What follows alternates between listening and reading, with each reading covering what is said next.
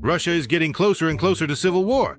The army is growing stronger and is expressing its dissatisfaction with the Kremlin authorities and Putin personally more and more openly. The tension among the occupying troops can already be compared to 1917 during the First World War. Back then, the Tsar clung to his throne until the end and kept the war going until soldiers finally exploded. Today, symptoms of exhaustion and sickness are present too. Demoralization is obvious. I'm recording this video right now, and it really seems like it might be my last because things here are just completely messed up. It's incredibly grim, and what is happening is just insane. Behind me, there are these massive piles of corpses. Everyone is just being killed, and the higher-ups are pushing us forward. I don't know what's going to happen next or what to do from here, because it's simply impossible to get through, just impossible. But even more dangerous for Putin than a soldier's mutiny is a conspiracy among the military and political leadership of the unfinished country. It would seem that Prigozhin's uprising was long ago suppressed and forgotten. However, when it seems that way, it's time to cross yourself. And in the case of the Kremlin's Führer, it's time to start praying. Prigozhin is gone, but his cause remains. It lives on within the Russian elites. And the proof of this is the assassination attempt on General Alexeyev, the first deputy chief of the main directorate of the General Staff of the Russian Armed Forces. The army has been sold out. The enemies are inside, sitting in offices, giving up addresses, telling who needs to be killed, when they need to be killed, and why. Negotiations had just taken place. Everyone seemed to be smiling. The boss was happy. But then a week later, they shoot the deputy. I know Vladimir Stepanovich personally. Naturally, the FSB immediately discovered a Ukrainian connection. They identified a 65-year-old longtime native of the Ternopil region as the killer, who immediately confessed to the assassination attempt and claimed to be an SBU agent. In August of 2025, I was officially recruited by SBU officers and then sent directly to the city of Moscow for my assignment. I was tasked with conducting further surveillance on specific targets and individuals whose details were sent directly to my phone. For the work I performed, I received a regular payment of $2,000 every month. Then, in December, I was given a specific order to eliminate a man named General Alexeyev from the GRU. All of this looks, to put it mildly, strange. In the best traditions of FSB theatrical productions, an ordinary old man was recruited in western Ukraine in 25. He went through basic training and was sent to the capital of an enemy state to eliminate a GRU general. How do you like that, Jason Bourne? He helped the Ternopil John Wick on his impossible mission. Another old man from Russia, Sam Vasin. Just think about it. The SBU and GUR are planning to eliminate one of Russia's top generals, the head of intelligence, and they send 2 pensioners on the mission. Hello. Let's go rob a museum. Most importantly, we all know how Ukrainian special services usually operate. Effectively and with visual proof. All of this, of course, reeks of nonsense. There were several different theories, which even included the possible Russian connection. And inside there, in that cesspool, in that snake pit, there are plenty of motives for committing these crimes, both out of revenge and to clear out personnel. And God only knows what else. That's all I know about it. No more than you do. But of course, the idea of getting a text message asking you to eliminate a GRU general is just wonderful. I like that. Moreover, the GUR and SBU always acknowledge such operations. That's how it was before with all the eliminated Russian generals. But here, Ukraine denies any involvement in the attempt on Alexeyev's life. This very assassination attempt actually harms Kyiv, because at that exact moment, the Ukrainian delegation is holding negotiations with Alexeyev's direct superior in Abu Dhabi. You know, there's another suspicious detail right now as well. There's such a picturesque scene there. The discovery of his pistol with a silencer, the discovery of, well, you know, you could practically put it up for sale at an exhibition, a killer's bag, as they call it, with gloves, you know, with gear.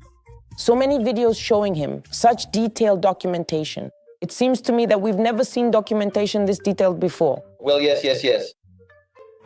Well, as I said, those who were following, those who are in the know, we remember well the footage after the capture of Tortost. There is no evidence of Ukraine's involvement except for the words of the arrested old men bandits. So the question arises, if non-Ukrainian forces attempted to assassinate Alexeyev, then who was it? From that moment on, my friend got in trouble. A number of Western intelligence officials suggest that the wounded general was the victim of internal squabbles. An investigative journalist also speaks about this. Hristo Grozev. According to his information, one of the killers, that same grandfather number 2, is Now take a deep breath. an active FSB officer. More precisely, he works at an FSB-affiliated company that manufactures surveillance equipment. According to Grozev, this man, Vasin, graduated from the Russian Military Command and Communications Academy and worked as the chief expert at the FSB-established Scientific and Technical Center Atlas. As I was just mentioning earlier, the information that one of the people who has been named as being involved in this attempted murder either appears to be highly illogical and unlikely for the Ukrainians to have chosen, or the Ukrainians very cleverly picked precisely that kind of individual, someone directly connected to the FSB and a veteran of combat operations. I can't say definitively who is behind this. I can say who is not behind this. I am almost 100% sure that it could not have been the Ukrainian military intelligence, the GUR, for one simple reason. There is still an informal, unwritten agreement between the Russian and Ukrainian special services that they cannot carry out so-called horizontal collegial liquidations. Did the Kremlin have a motive to eliminate Alexeyev? Because this general, believe it or not, for many years oversaw the activities of the Wagner PMC. And during the March for Justice on Moscow, he openly supported Prigozhin. When the bold rebel seized Rostov and demanded that Shoigu and Gerasimov be handed over to him, Alexeyev replied, "Take them." We came here. Our goal is to secure the chief of the general staff. Here is the information. We will not proceed until they have arrived. We will win. Naturally, Putin couldn't sleep peacefully with a not-so-loyal intelligence general so close by. Although Alexeyev is a decorated war criminal, but even his monstrous achievements didn't help. Alexeyev was engaged specifically in terrorist activities. For example, the European Union named him responsible for transporting Novichok to the British city of Salisbury. That's where Russian hitmen tried to poison the defected double agent Skripal, but their stupidity got them caught at the spire. There is a magnificent historic cathedral located right there. The Salisbury Cathedral. Oh, what an idiot. Alexeyev took an active part in the aggression against Ukraine. According to the collaborator Oleg Tsarev, the general participated in many so-called notable operations. Alexeyev was remembered first and foremost for his treachery and cruelty. Denis Prokopenko, commander of the 1st Corps of the National Guard of Ukraine Azov, who led the Ukrainian garrison during the Battle of Mariupol in 2022, said that it was Alexeyev who conducted negotiations with the Ukrainian defenders and promised that the Russians would comply with the Geneva Convention in their treatment of prisoners of war. Alexeyev gave his word as an officer that the defenders of Mariupol would be guaranteed proper conditions in captivity. In response, the Ukrainian fighters showed humanity and handed over to Alexeyev 3 Russian prisoners of war who had been given medical assistance. But in the Russian army, an officer's word is worth less than a torn footcloth. The Ukrainian defenders were treated with particular cruelty while in captivity. Regular torture, lack of medical care, and starvation. And this wounded ghoul is also responsible for organizing strikes on civilian targets in Ukraine. For his crimes, Alexeyev would have eventually attracted special attention from the Ukrainian intelligence services. But apparently the Kremlin beat them to it. It just so happens that because of his paranoia, Putin always eliminates his own thugs. The Wagner leadership is buried underground. Strelkov is in prison. Disgraced generals like Popov are also behind bars. Lesser officers and Z activists are simply quietly wiped out at the front. I always wonder, How does Shoigu sleep at night? So tell me, Seryoga, how do you, after putting together such a team of professional thieves, how do you sleep, eat, drink, go for walks, seeing what losses we have, that we have no equipment? You sold out your homeland for a pittance, for pennies, and now you're getting awards from foreign organizations. That's how we live, guys. Let's not pretend that nothing is happening and that you don't know anything. We couldn't protect the combat general whom we love and respect. all this backstabbing and scheming shows that the Kremlin elite are hysterical, frantically searching for conspirators everywhere. Maybe 1937 has come to Moscow, and Alexeyev is far from the first general to be taken out by his own people. But people are still for Putin right now. No. Actually, I do not believe that is the case at all. The staggering and overwhelming volume of information leaks happening at every single level right now is completely unprecedented. This means that the vast majority of the internal security forces are not actually for Putin, and they only say otherwise when they are forced to do so officially. Unlike ordinary people, these officials know the real situation on the ground, unlike the paid actors who support Putin, for example.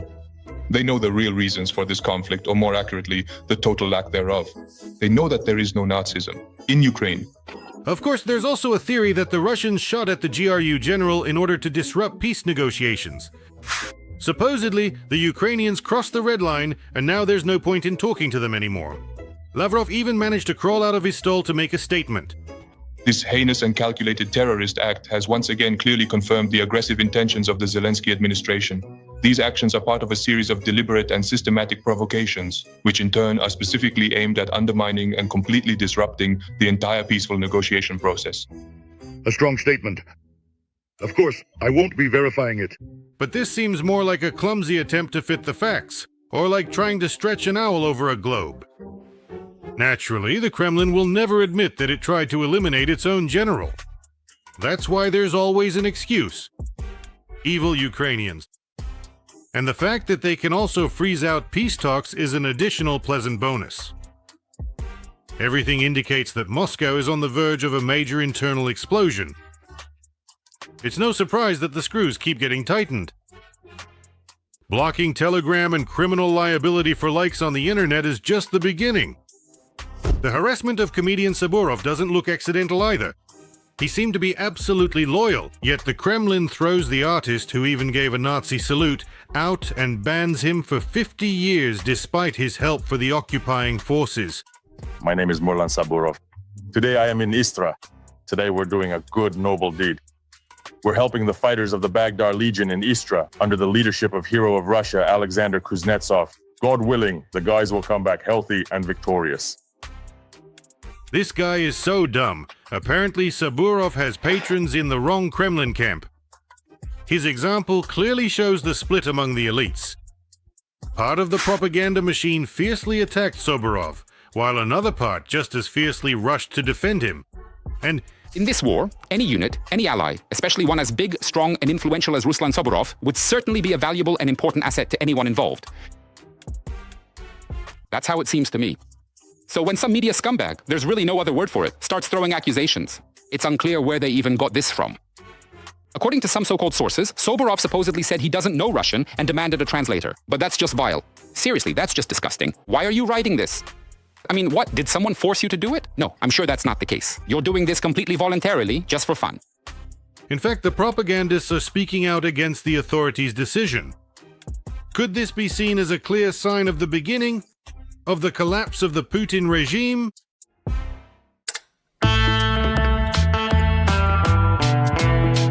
I'd like to remind you that this video is created for entertainment purposes and contains elements of satire and irony. All facts and events are presented in a hyperbolized or exaggerated manner to convey a comedic or dramatic effect. We have absolutely no intention to mislead, but rather we intend to emphasize humor. Please view all of this content with a smile.